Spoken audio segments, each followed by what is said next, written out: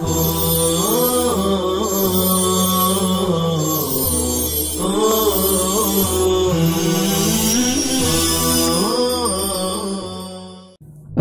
علیکم ورحمۃ اللہ وبرکاتہ۔ عزیز طلبہ،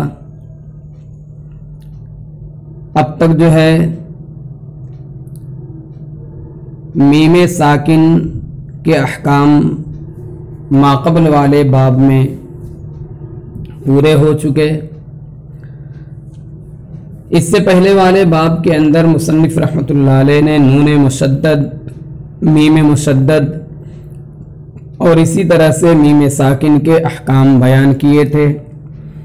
میم ساکن کا دو حکم جو ہے اس میں بیان کیا تھا۔ ایک حکم جو ہے میم ساکن کا اخفاء، اور دوسرا حکم بیان کیا تھا میم ساکن کا اظہار، اور تیسرا حکم جو ہے میم ساکن کا ادغام، وہ آپ کو بتلایا گیا کہ باب الادغام کے تحت وہ آ چکا تھا۔ بہرحال اب جو ہے اس باب کے اندر مصنف رحمۃ اللہ علیہ نون ساکنہ اور تنوین کے متعلق جو ہے بحث کرنا چاہتے ہیں۔ عنوان دیکھیے، باب فی احکام النون الساکنۃ والتنوین۔ نون ساکنہ اور جو ہے تنوین کے احکام کے بیان میں یہ باب ہے۔ مصنف رحمۃ اللہ علیہ نے 4 شعر ذکر کیے ہیں۔ ان 4 شعروں میں مصنف رحمۃ اللہ علیہ نے 4 احکام ذکر کیے نون ساکن اور تنوین کے: اظہار، ادغام، قلب اور اخفاء۔ قبل اس کے کہ ہم اس تفصیل میں جائیں، پہلے جو ہے ہم نون ساکن اور تنوین کا فرق سمجھتے ہیں کہ نون ساکن اور تنوین میں فرق کیا ہے۔ مصنف نے نون ساکن اور تنوین کو ایک ساتھ ذکر کیا ہے، کیوں ذکر کیا ہے؟ اصل میں نون ساکن اور تنوین یہ ادائیگی کے اعتبار سے یکساں ہیں، اسی لیے نون ساکنہ اور تنوین کے احکام بھی یکساں ہیں۔ البتہ نون ساکن اور تنوین کے اندر چند فرق ہے۔ مثلا نون ساکنہ یہ کلمے کی تینوں قسمیں، اسم، فعل، حرف، سب میں آتا ہے نون ساکن۔ تنوین صرف اسم میں آتی ہے۔ ایک فرق یہ ہوا۔ دوسرا فرق یہ ہے کہ نون ساکنہ کلمے کے وسط اور آخر دونوں جگہ آتا ہے، جبکہ تنوین صرف آخر میں آتی ہے۔ تیسرا فرق یہ ہے کہ نون ساکنہ وصلاً اور وقفاً دونوں حالتوں میں پڑھا جاتا ہے، جبکہ تنوین صرف وصلاً پڑھی جاتی ہے۔ اور چوتھا فرق یہ ہے کہ نون ساکنہ کلمے کا جز ہوتا ہے۔ نون ساکنہ جو ہے یہ کلمے کا جز ہوتا ہے، جبکہ تنوین کلمے کا جز نہیں بنتی۔ پانچواں فرق یہ ہے کہ نون ساکنہ کو اگر ختم کر دیا جائے تو کلمہ جو ہے بے معنی ہو جائے گا۔ جیسے لمن خاف، میں نون کو آپ حذف کر دیں تو بچے گا لیما۔ آپ جانتے ہیں ماشاءاللہ عربی آپ سمجھتے ہیں، تو لمن اور لیما میں کتنا فرق ہو جائے گا۔ تو پانچواں فرق یہ ہوا کہ اگر جو ہے نون ساکنہ کو ختم کر دیا جائے تو کلمہ جو ہے بے معنی ہو جاتا ہے، اور تنوین کے حذف کرنے سے کلمہ بے معنی نہیں ہوتا۔ جیسے آپ پڑھتے ہیں سمیعن اور پڑھیں سمیع، کوئی فرق نہیں ہے۔ اور چھٹا فرق یہ ہے کہ نون ساکنہ کی ایک مستقل صورت ہے۔ نون ساکنہ کی ایک مستقل جو ہے صورت ہے، اور وہ ایک مستقل صورت میں لکھا جاتا ہے، تنوین لکھی نہیں جاتی، البتہ اس کی علامت بنائی جاتی ہے 2 زبر 2 زیر 2 پیش، علامت کے طور پر جو ہے یہ تنوین بنائی جاتی ہے، یعنی تنوین کی علامت یہ ہے کہ 2 زبر 2 زیر یا 2 پیش جو ہے حرف پر لکھا جاتا ہے، اور تنوین مطلب یہ ایک تنوین لکھی نہیں جاتی اور نون ساکنہ لکھا جاتا ہے۔ ایک بات آپ یہ یاد رکھیں کہ کلام مجید کے اندر ایک جگہ تنوین لکھی ہوئی ہے کأین کے لفظ میں، کأین۔ قرآن کریم میں یہ کلمہ جو ہے 7 جگہ واقع ہوا ہے، اور وہ جو ہے بصورت نون جو ہے مرسوم ہے۔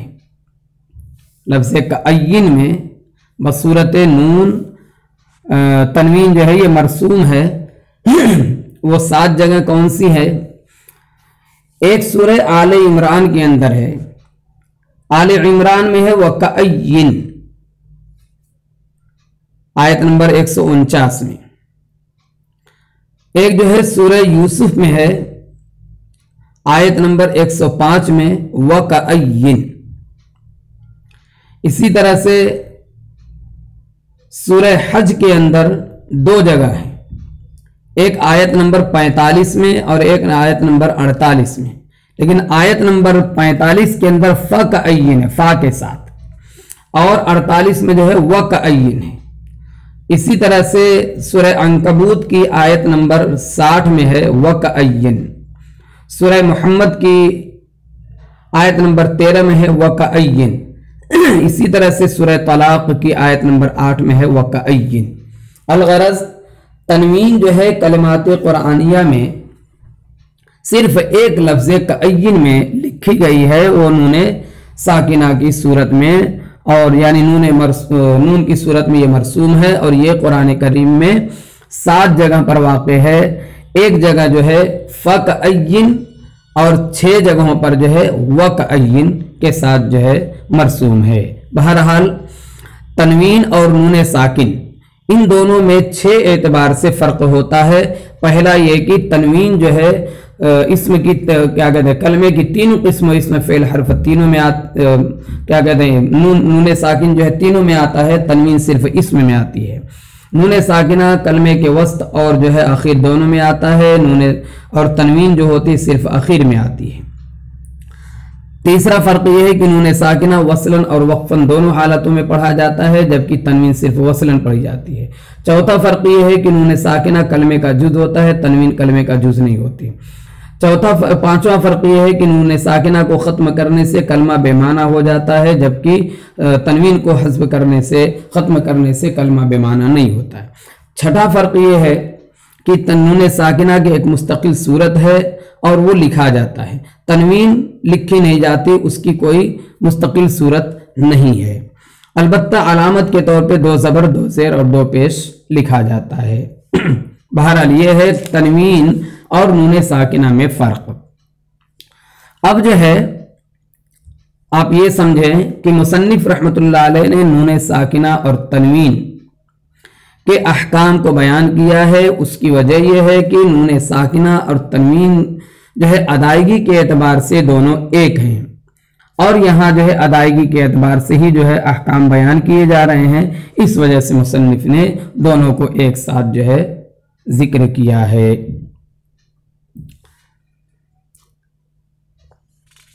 اب جو ہے یہاں پر مصنف فرما رہے وحکم تنوین ونون یلفا اظہار ندغام وقلب اخفا، وحکم تنوین ونون یلفا اظہار ندغام وقلب اخفا، نون ساکن اور تنوین کا حکم بصورت اظہار، ادغام، قلب اور اخفا پایا جاتا ہے۔ آپ یہ سمجھ لیں کہ یہاں پر جو ہے مصنف نے اس شعر کے اندر نون ساکن کے اور تنوین کے احکام کی تعداد بتلائی ہے، اور نون ساکن اور تنوین کے احکام کی تعداد جو ہے 4 ہے، جیسا کہ آپ کو دکھ رہا ہے اظہار، ادغام، قلب اور اخفا۔ لیکن ان کے احکام کی تعداد کے بارے میں 3 قول ہیں۔ गरचे कि वो कौल आपस में मुतजाद नहीं है, इजमाल और तफसील का फ़र्क है, लेकिन बहरहाल ये भी आपको मालूम होना चाहिए। पहला कौल जो है अल्लामा जाबरी का है, वो कहते हैं कि 3 ही अहकाम हैं, इजहार, इदगाम और इख्फा। कल्ब को उन्होंने शुमार नहीं किया, लेकिन उन्होंने इक़लाब को इख्फा में शामिल कर दिया है। फिर इख्फा की 2 किस्में कर दिया, इख्फा बिल क़ल्ब, इख्फा बिग़ैरिल क़ल्ब, तब भी 4 हो गए, इजहार, इदगाम, इख्फा बिल क़ल्ब, इख्फा बिग़ैरिल क़ल्ब। जमहूर के नज़दीक जो है 4 हैं, चारों जो है वाज़े तौर पे आपको नज़र आ रहे हैं, इजहार, इदगाम, क़ल्ब और इख्फा। बाद लोगों ने और ज़रा तफसील करके 5 अहकाम बयान कर दिए, यानी 3, 4, 5, ये 3 कौल हैं, 3, 4 और 5। 3 जो है अल्लामा जाबरी का है, लेकिन उन्होंने फिर इख्फा को 2 किस्मों में तकसीम कर दिया, इख्फा बिल क़ल्ब और इख्फा बिग़ैरिल क़ल्ब, तो उनके यहाँ भी 4 हो गए। और जमहूर के नज़दीक तो 4 आपको नज़र ही आ रहे हैं। बाद लोगों ने 5 अहकाम बयान किए, वो इस तरह से कि इजहार, इदगाम बिल गुन्ना, इदगाम बिला गुन्ना, इख्फा और इक़लाब। उन्होंने इदगाम को तकसीम कर दिया। तो ये जो है इख्तिलाफ हकीकी नहीं है, ये इजमाल और तफसील का फ़र्क है। इसलिए कि जो लोग इदगाम करते हैं, जाहिर सी बात है वो भी जो है इदगाम की 2 किस्में बयान करेंगे कि इदगाम बिल गुन्ना होगा या बिला गुन्ना होगा। जो इख्फा करते हैं, कल्ब को नहीं मानते, तो वो कहेंगे कि इख्फा 2 तरह का होता है, इख्फा बिल क़ल्ब और इख्फा बिग़ैरिल क़ल्ब। तो जमहूर ने जो इख्तियार किया है ये खैरुल उमूरी औसतुहा का है, न 3 न 5, 3 5 नहीं करना चाहिए। इसलिए जमहूर ने क्या किया कि 4 है। ऐसे भी जो है मुहावरे में कहा जाता है ना 3 5 नहीं होना चाहिए, तो यहाँ पर भी जो है नून साकिना और तनवीन के अहकाम में भी 3 5 न करो, 4 ही करो, इजहार, इदगाम और क़ल्ब। बहरहाल ये एक मजाक। तनवीन किसे कहते हैं और क्यों कहते हैं? तनवीन असल में बाबे तफ़ईल का मस्दर है, उसके माने आते हैं दाखिल करना। तनवीन के माने दाखिल करना। फिर मजाजन आखिर में लाहिक होने वाले नून को तनवीन का नाम दे दिया गया। और जो है मस्दर की सूरत में इसका जो है मतलब होता है नाम रखना और हुदूस व उरूज की तरफ इशारा करने के लिए इसे रखा जाता है। बहरहाल अब जो है मैंने आपको बतलाया कि तनवीन और नून साकिन चूंकि अदायगी में एक तरह से हैं, इसीलिए मुसन्निफ ने जो है दोनों का हुक्म एक साथ जो है जिक्र किया है। और जहां भी आप जो है तनवीन और नून साकिन के अहकाम पढ़ेंगे तो हर जगह यही कहा जाएगा कि नून साकिन और तनवीन के बाद फलां हर्फ आए तो ये कायदा होगा, नून साकिन और तनवीन के बाद ये हर्फ आए तो ये कायदा होगा। इस तरह से जो है बोला जाता है। अब जो है यहाँ पर एक तालिब इल्माना सवाल, मुसन्निफ ने मुतलकन कहा व हुक्म तनवीन व नूनिन युल्फा, नून के साथ उन्होंने सुकून की कैद नहीं लगाई। और आपने तर्जुमे में क्या सुना कि तनवीन और नून साकिन का हुक्म, ऐसे तर्जुमा आपको कराया गया, तनवीन और नून साकिन का हुक्म बसूरत इजहार, इदगाम, क़ल्ब और इख्फा पाया जाता है। ये जो है आपको तर्जुमा कराया गया। तो यहां पे नून के साथ जब मुसन्निफ ने साकिन की कैद नहीं लगाई है तो आपने जो है उसका तर्जुमा जो है सुकून के साथ क्यों किया? उसका जवाब यह है कि मुसन्निफ ने गरचे कैद नहीं लगाई यहां पर, लेकिन उन्वान में कैद लगा दी है नून साकिना की। तो जब नून साकिना की कैद उन्वान में आ गई तो वही नून यहां पर मुराद है। दूसरा जवाब यह है कि बर बिनाए शोहरत साकिन की कैद नहीं लगाई, क्योंकि नून मुतहर्रिक का कोई कायदा नहीं है। नून साकिन का कायदा होता है चाहे नून मुशद्दद का होता है। और दूसरी बात यह है कि वहुक्मु तनवीन व नून, तो नून का अत्फ जो है तनवीन पर हो रहा है, और तनवीन क्या होती है? साकिन ही होती है, लिहाजा उससे मुराद नून साकिन है। बहरहाल यहाँ पर जो है नून के साथ जो साकिन की कैद नहीं लगाई गई है तो ये कोई गलत नहीं है। नून साकिन की कैद लगाना ये जो है लफ्जन जरूरी नहीं है। नून साकिन की कैद न लगाना जो है एक तो बरबिनाए शोहरत, क्योंकि नून साकिना का ही कायदा जिक्र करना मकसूद था यहाँ पर, और दूसरे कि उसका नून का अत्फ जो है तनवीन पर हो रहा है, और तनवीन साकिन ही होती है, लिहाजा वो भी मुराद, उससे भी मुराद नून साकिन होगा। और तीसरा जवाब मैंने आपको ये बतलाया कि बाब का उन्वान जो कायम किया गया उसमें अन्नून साकिना लिखा हुआ है, लिहाजा वही मुराद यहाँ पर है। अच्छा, अब जो है हम चलते हैं ये मालूम करें कि नून साकिना और तनवीन का जो 4 हुक्म जिक्र किया जा रहा है, इजहार, इदगाम, कल्ब और इख्फा, तो इनकी इल्लत क्या है? इजहार क्यों किया जाता है, इदगाम क्यों किया जाता है, इख्फा क्यों किया जाता है, या कल्ब क्यों किया जाता है, उसकी इल्लत क्या है? 2 हरफों में दूरी, काबिल एतबार दूरी अगर होती है, अल-बुअदुल मुअतद्दु बिही, यानी काबिल एतबार दूरी, और काबिल एतबार दूरी का मतलब यह है कि अहले फन ने उसकी दूरी को माना है। तो इजहार की इल्लत है बुअदे मखरज, इजहार की इल्लत बुअदे मखरज, यानी 2 हरफों के मखरज में काबिल एतबार दूरी। इदगाम की इल्लत 3 है, तमासुल, तजानुस और तकारुब, यानी 2 हरफों का मुकर्रर होना, हम मखरज होना या करीबुल मखरज होना। इख्फा की इल्लत है 2 हरफों का मुतवस्सितुल मखरज होना, यानी न दूरी हो और न ज्यादा कुर्ब हो, और कल्ब जो है इख्फा में शामिल है, जैसा कि आपको तफसील से मालूम होगा। बहरहाल तो इजहार, इदगाम और इख्फा की इल्लत क्या है? इजहार की इल्लत जो है बुअदे मखरज, यानी 2 हरफों में काबिल एतबार दूरी, और इदगाम की इल्लत जो है तमासुल, तजानुस और तकारुब, और इख्फा की इल्लत जो है बैन बैन है।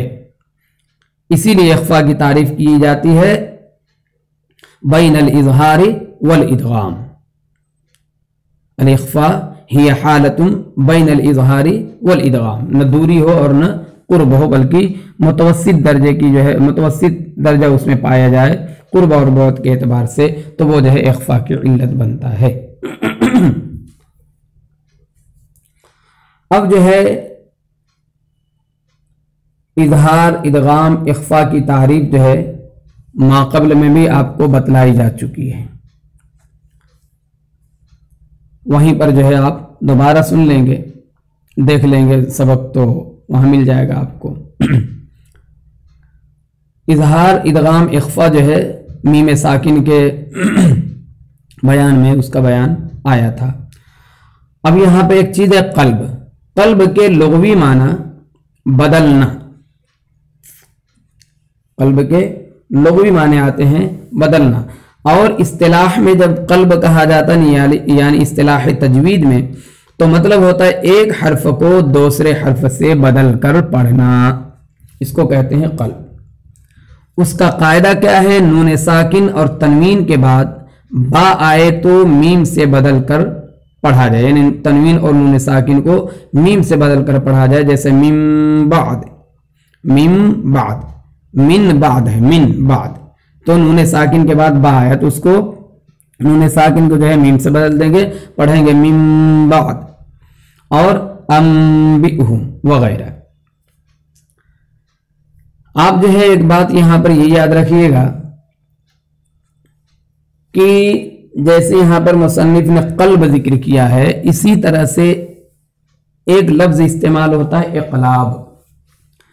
तो इक़लाब और कल्ब में इस्तिलाही एतबार से कोई फर्क नहीं है, क्योंकि इक़लाब का मतलब भी वही होता है कि नून साकिन को या तनवीन को मीम साकिन से बदल कर पढ़ना, मीम से बदल कर पढ़ना, और कल्ब के माने भी यही आता है।